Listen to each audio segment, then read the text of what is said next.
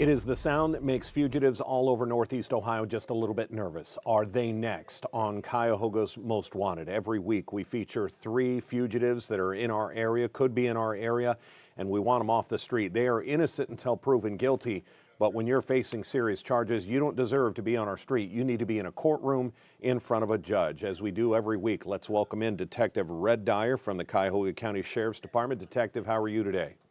Excellent, Dan. How about yourself? I hope you had a great holiday. It's a new year and a new chance to get some fugitives off our street. We know this program works.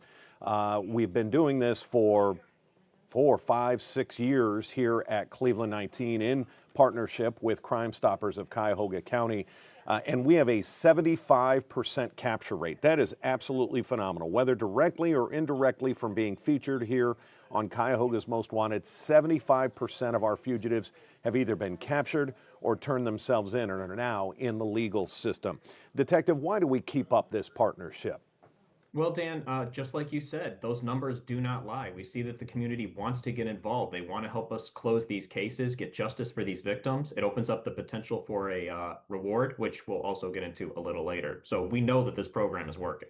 It does work, and as you normally point out, it helps get justice for victims. When you think about these 3 fugitives, or actually today we've got 4, these are individuals who are running loose, but yet their victims are dealing with what they've been put through. So why would you not put in a call, an anonymous call, to get them off the street?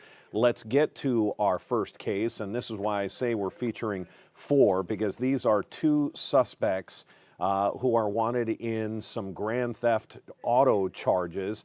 Detective, let's get to our first case. What do we know? Well, Dan, we know that on November 23rd, 2025, at approximately 6:35 p.m., 2 suspects stole a Kia Sorento from the 3800 block of West 49th Street. We see this a lot. We're seeing a lot of car theft in Cleveland. Our talented law enforcement are doing everything they can to crack down on it, but we sometimes need the community's help to close these cases. They also burned the vehicle on Lucius Court near Sackett the following day at approximately 1:30 p.m. And both suspects are believed to frequent the Clark and Fulton neighborhood. So if you're familiar with that area or live around there and have seen these 2 gentlemen, maybe give Crime Stoppers a call. Excellent idea. And yeah, the Kia boys, unfortunately, as they've become known, have wreaked havoc on Northeast Ohio, stealing those cars. Let's get to our next case. What do we know about Mark Deore? Well, Dan, there's a lot to unpack here. Mr. Deore actually has 2 warrants with the Cuyahoga County Sheriff's Department. In May of 2025, he actually pled guilty to attempted discharge of a firearm on or near a prohibited premises, aggravated riot, receiving stolen property, and tampering with evidence. His first case took place in October of 24 when Mark was stunt driving a vehicle with others inside. So we're already talking about something very dangerous. Not only that, but the rear passenger discharged a firearm multiple times over the roadway. Very reckless type behavior. He violated the conditions of his probation in that case, as he is now charged with a new case. And in this most recent case, he was driving a vehicle, drove onto the sidewalk, and struck a victim's bike as they were walking along with it. But he didn't stop there. He actually struck and ran over another victim, causing them to fly into the air.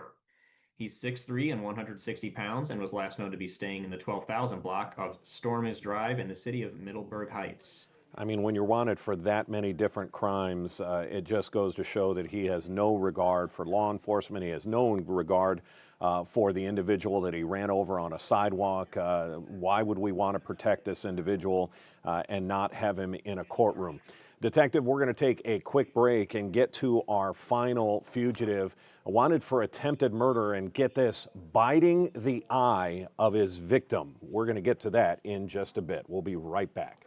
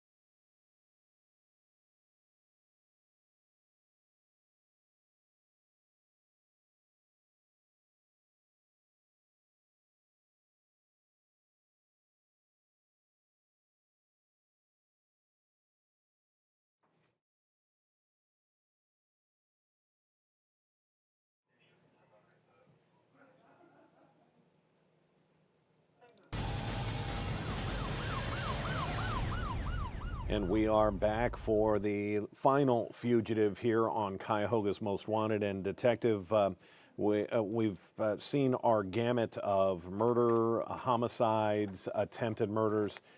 This one is quite a bit different. And not only just the case we're going to talk about, but when you are wanted by 4 different agencies, something's got to be done. We've got to get this person off the street. Let's get to the case of Xavier Smith. What do we know?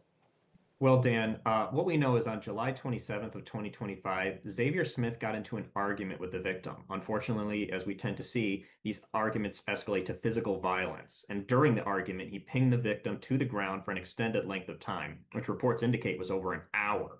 He punched the victim multiple times in the face and bit their eye, causing them to get black eyes and multiple facial injuries. He then proceeded to choke the victim until they lost consciousness. The victim actually required hospital treatment for their injuries because they were so serious. He actually also has 3 warrants with East Cleveland Police Department for assault, unlawful restraint, and felonious assault, 3 with Cleveland Heights Police Department for menacing by stalking, criminal damaging, and trespassing, and 2 with Pepper Pike Police Department for domestic violence. He's approximately 5'7" and 180 pounds and was last known to be staying in the 14,500 block of Shaw Avenue in the city of East Cleveland. And Detective, when we start talking about how easy it is to turn in one of these individuals, this is case in point. This is somebody who is almost a one-man crime spree, 4 different communities, whether you want to call it terrorizing Northeast Ohio. This is somebody that should not be on our street. They need to be in front of a judge. They need to be in a courtroom.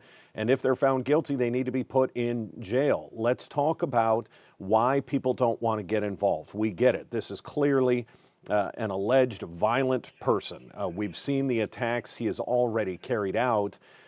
People don't want to get involved. I don't want to be the person. I don't want my name in some court file that says I'm the one who turned in Xavier Smith.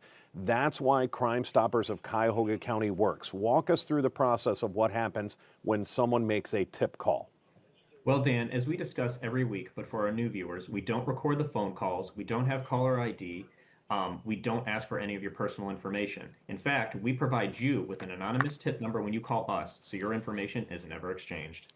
And they take that tip number, think of it as like a tracking number for a package.